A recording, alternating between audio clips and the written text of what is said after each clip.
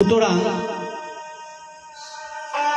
কিছু অধ্যয়ন করে পণ্ডিত হয়ে ভগবান লাভ হয় না। কারণ আমাদের মধ্যে জ্ঞানী, সবচেয়ে জ্ঞানী লোকটি হচ্ছে ব্রহ্মা। তিনি আগম নিগম বেদ যত শাস্ত্র আছে তিনি জানেন, তার থেকে বড় জ্ঞানী কেউ নেই। তার অহংকার এসছে, অহংকার এসে তাকে কি হতে হলো, একটা অত্যন্ত কি বলবো, আমি কাউকে ছোট করছি না, যে জায়গায় ওনার হরিনাম নেওয়া নিষেধ সেই সমাজে হরিনাম নেওয়া যায় না, এত শাস্তি তিনি পেয়েছেন। তাহলে ব্রহ্মা কেন হলো? ব্রহ্মাকে দিয়ে করালেন যে আগম নিগম বেদ পড়তে যেও না, কোনো শাস্ত্র ঘাটতে যেও না। গীতায় বলেছেন সর্বধর্মান পরিত্যজ্য, সর্বধর্মান পরিত্যজ্য মামেকং শরণং ব্রজ। সব বাদ দাও, আমার শরণে এসো। সর্বধর্মান পরিত্যজ্য অহং ত্বাং সর্বপাপেভ্যো মোক্ষয়িষ্যামি মা শুচক। প্রতিজ্ঞা করেছেন যে আমি তোমাকে সকল পাপ থেকে মুক্তি দিয়ে তোমাকে আপন করে নেব। সব বাদ দাও, সব ধর্ম বাদ দাও, জ্ঞান এই সেই সব বাদ দাও। কি ধর্ম? শুধু তাকে স্মরণ করা, তার তত্ত্ব আলোচনা করা, তার লীলা পরিবেশন করা, তার মাধুর্য এই যে আমরা শুনছি নববিধা ভক্তির মাধ্যমে, শ্রবণম কীর্তনম। আপনারা শুনছেন, আমি করছি, আমি কীর্তন করছি সুখদেব গোস্বামীর আসনে, আপনারা রাজা পরীক্ষিতের আসনে। শ্রবণম, প্রথম বলছে শ্রবণম, কান দিয়ে। রাধারানী বলছেন কর্ণেরও ভিতর দিয়ে মরমে পশিল গো। আগে কান দিয়ে যাক না, ভেতরে একদিন ঠিক কাজ করবে। তাই ব্রহ্মাকে তিনি, তার যে অধ্যত্ত, কেন তিনি অনেক পড়াশোনা করে ফেলেছেন। পড়াশোনা করে গৌর ভজন হয় না, এটাই প্রমাণ করতে চেয়েছে যে দীনতা চাই, দীনতা, দীনতা। শুধু পায়ে পড়ে থাকো, আগে সাধুগুরু বৈষ্ণবের পায়ে পড়ো, তবেই তো তিনি কৃপা করবেন। চারি বেদ সরদর্শন করি অধ্যয়ন, চারি বেদ সরদর্শন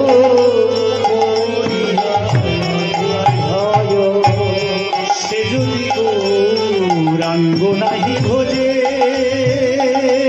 সে যদি গৌরাঙ্গ নাহি ভজে, বৃথা তার অধ্যয়ন। লোচন বিহীন জনে, বৃথা তার অধ্যয়নে, লোচন বিহীন জনে তার অধ্যয়ন।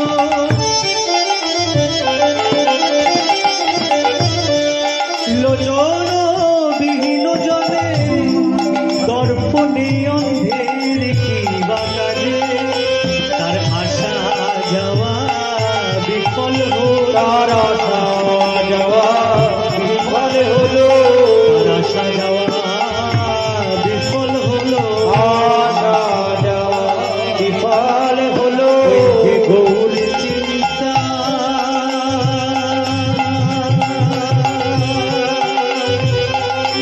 করিল, আশা যাওয়া বিফল হলো। গৌর চিন্তা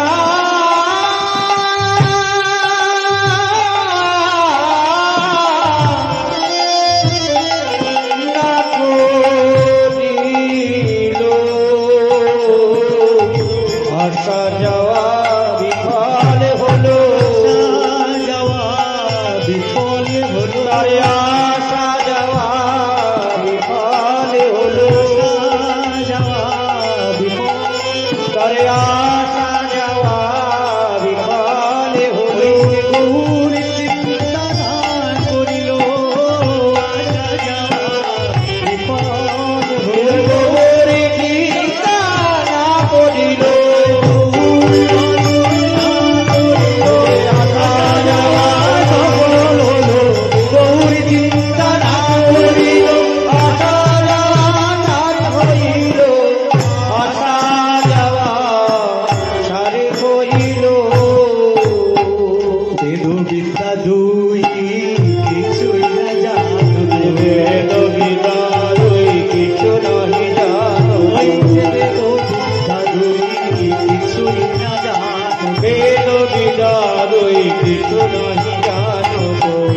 যদি গৌরাঙ্গ করে যদি গৌরাঙ্গ করে নয়ন আনন্দে মনে সেই সে সকলি জানে নয়ন আনন্দে দেহনে সেই তো সকলি গৌর হে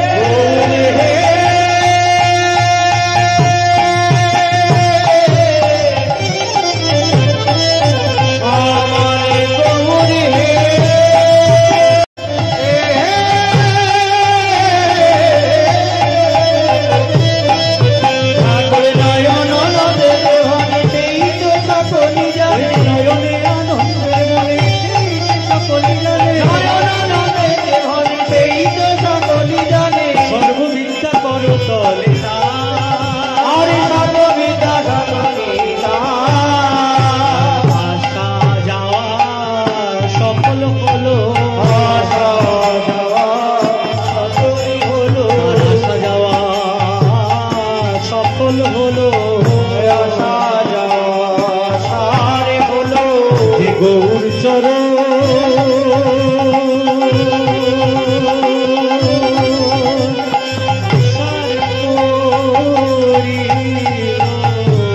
আসা যাওয়া সফল হলো গৌরীর চরণ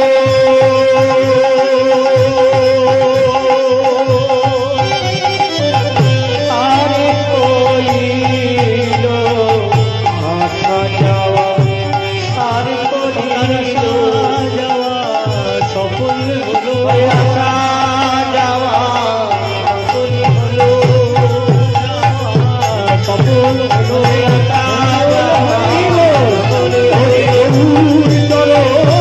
সার করিল আসা যাওয়া সফল হলো সফল হলো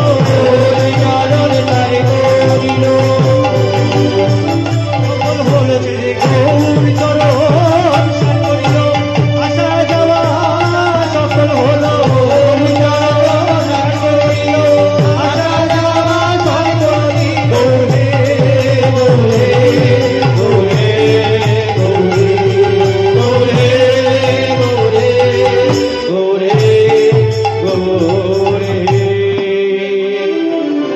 তার আসা যাওয়া সফল হলো যে গৌর চরণ সার করিল।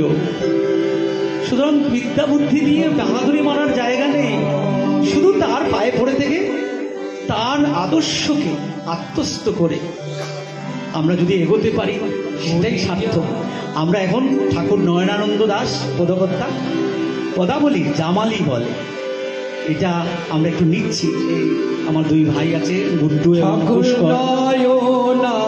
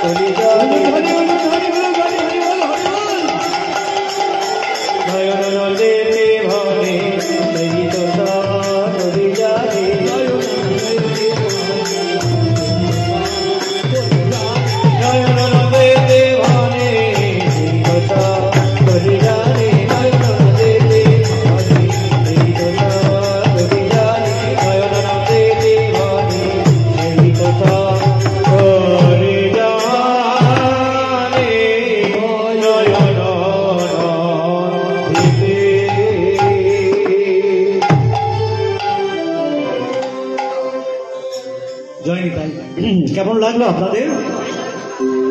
এটা পদাবলিতে জামালি বলে, লীলায় যেতে এটা করা হয়। যেহেতু আমি নয়নানন্দ ঠাকুরের মানে পদটাকে রেখে সমস্ত করছি, তাই জামালিটা এই জায়গায় এসে দিলাম।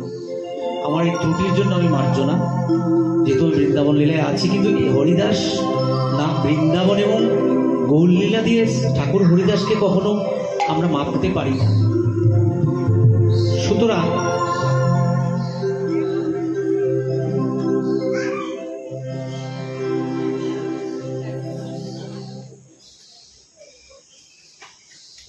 বলছি, আপনারা অধৈর্য হচ্ছেন না তো? ঘুম পাচ্ছে জানি, রাত 2টো বাজে। আমি আর 1 ঘন্টার মধ্যে শেষ করব, 3টের মধ্যে শেষ করব। লাগবে, সময় লাগবে, কারণ এখন তো তার জীবনী বলবো, কিভাবে তিনি এলেন। এবার কি হলো, তিনি অভিশপ্ত হয়ে যশোর জেলার বুড়ন গ্রামে তিনি জন্মগ্রহণ করলেন। বুড়োর গ্রামে স্বয়ং ব্রহ্মা জন্মগ্রহণ করেন। কোথায়? ওপার বাংলায়, বাংলাদেশে। বাংলাদেশে কিন্তু আমাদের যে আমরা যে বলি না, শ্রী গুরু নিতাই গৌর সীতানাথ প্রেমানন্দে হরি হরি বল, হরি বল, হরি বল। বড় দুঃখের সঙ্গে একটা কথা বলতে চাইছি, মানে বাংলাদেশি এরকম একটা নাক ছিটকানো ভাব আমাদের মধ্যে আসে। আর এখন যদি বাংলাদেশে জন্ম হয়ে বলছে যাও ওপারে চলে যাও, যে কারণেই হোক আমরা তো ভুক্তভোগী। আমি হরিদাসের ভিটে যদি দেখতে চাই, আমি পা নিয়ে পারলাম না। আমার মনে হচ্ছিল যে ফুলিয়াতে গিয়ে একবার প্রণাম করে আসি, তার কাছ থেকে আজ্ঞা নিয়ে আসি। ফুলিয়াতে আমি আসছি কথাগুলোতে। অদ্বৈত প্রভুর বাড়িও হচ্ছে বাংলাদেশে। শ্রীমন মহাপ্রভুর আদি পুরুষ ছিলেন, মানে পূর্বপুরুষ ছিলেন সিলেট জেলা, বাংলাদেশে। হরিদাস ঠাকুর যশোর জেলা, বাংলাদেশ। আমাদের কাছে তীর্থস্থান, আমাদের কাছে তীর্থস্থান। শুধু তিরুপতি করে ঘুরে বেড়ালে হবে না, আর রামেশ্বরম করে ঘুরে বেড়ালে হবে না। আমাদের এইগুলো বাংলার তীর্থস্থান, বাংলার জায়গা, বাংলার সম্পদ। কীর্তন বাংলার সম্পদ, আমাদের জিনিস। এত তাল রয়েছে, এত সুর রয়েছে, আমাদের বাইরের দিকে তাকানোর দরকার নেই। এখানকার বাচ্চাগুলো কীর্তনই হোক, কীর্তন শিখুক, পদাবলী কীর্তন গাইতে চেষ্টা করুক, আমাদের জিনিস, কোনো লজ্জা নয়। তাহলে বুড়ন গ্রামে তিনি এসছেন। আজ আমার যেতে গেলে পাসপোর্ট ভিসা লাগবে। যাই হোক, কোথায় জন্মালেন, অনেক রকম মতান্তর, অনেক কথা, আমি ওগুলোতে যাচ্ছি না। এক একটা বই এক এক রকম কথা বলছে। আমি নিজে পড়াশোনা করেছি। তখন আমরা জানি হাবিবুল্লাহ মিয়া রাস্তা দিয়ে যাচ্ছেন। যেতে যেতে দেখছেন একটা পথ শিশু কাঁদছে, বাচ্চা। 1.5 বছর বয়সে তার মা বাবা হারালেন। 1.5 বছর বয়সে বাবা মাকে হারালেন। বড় কষ্ট, শুরুর থেকেই ওনার জীবনে কষ্ট। ওই যে ব্রহ্মা, উনি অজান্তে ভুল করেছেন পরীক্ষা করতে এসে, এবারে তো কষ্টটা পেতে হবে তাকে। আর আমরা কত ভুল করছি অজান্তে।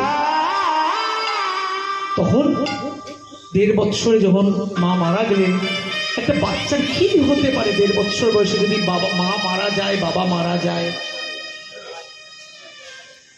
তারপরে হাবিবুল্লাহ কাজী রাস্তা দিয়ে যাচ্ছেন, মুসলমান।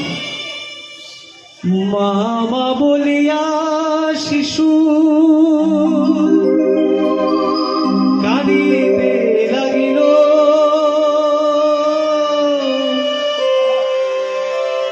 মামা বলিয়া শিশু কাঁদিতে লাগিল, মামা বলিয়া শিশু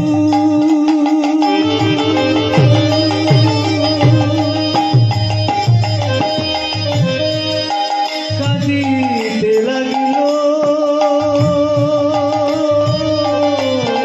মামা বলিয়া শিশু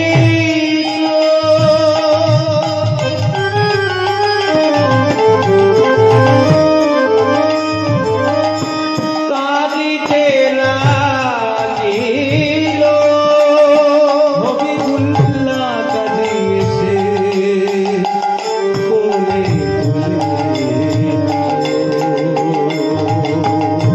হাবিবুল্লাহ কাজী এসে কোলে তুলেছিল। দেখো দেখো ফাতেমা, দেখো স্বয়ং পরবর্তীকার আমাদেরকে দিয়েছেন, স্বয়ং আল্লাহ তাআলা দিয়েছেন আমাদেরকে। দেখো কি ফুটফুটে সন্তান, আমাদের তো সন্তান নেই। দেখো রাস্তায় বসে শিশুটিকে হয়তো ছেড়ে চলে গেছে, না কি হয়েছে জানি না, নাও তোমাকে দিয়েছেন, উপরওয়ালা দিয়েছেন তোমাকে, তুমি তাকে গ্রহণ করো।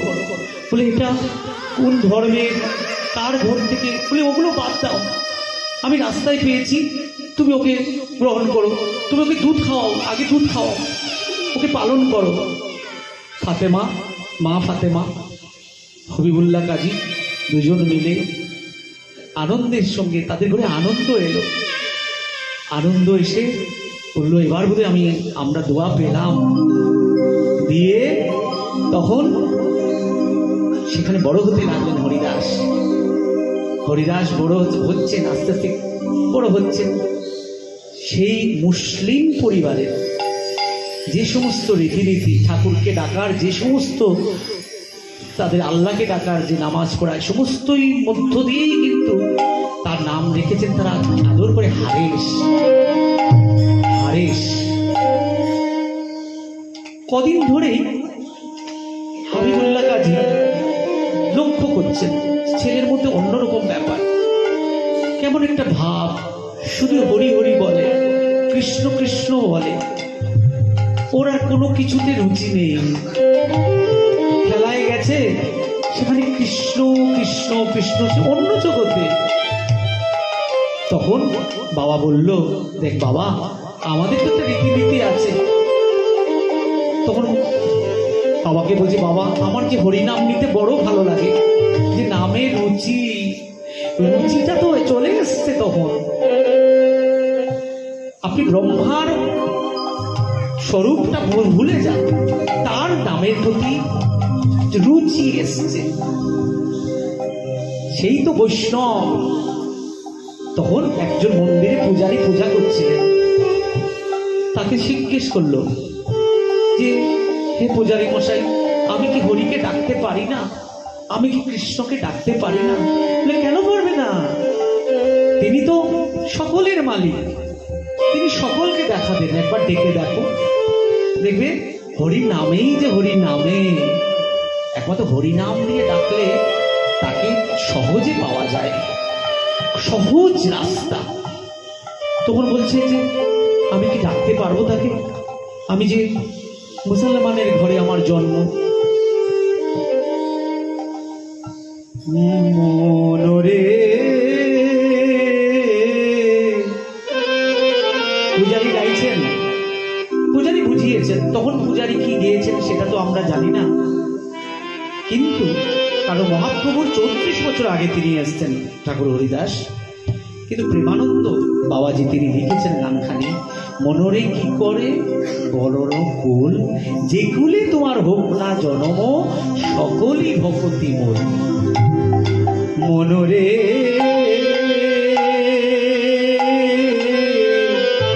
কি করে বলর কুল, কি করে বলর কুল, মনরে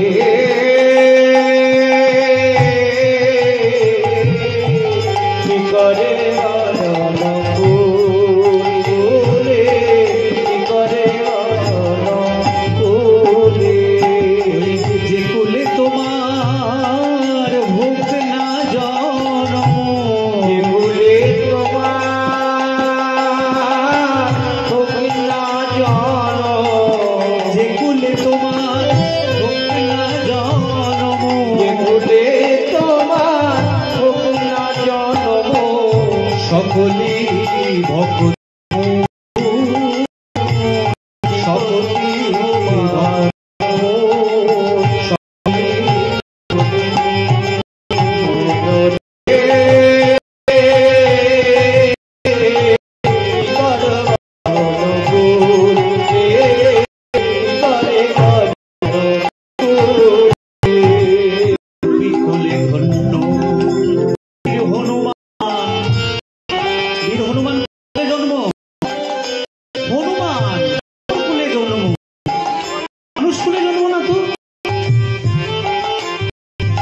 গোপী ধন্য বীর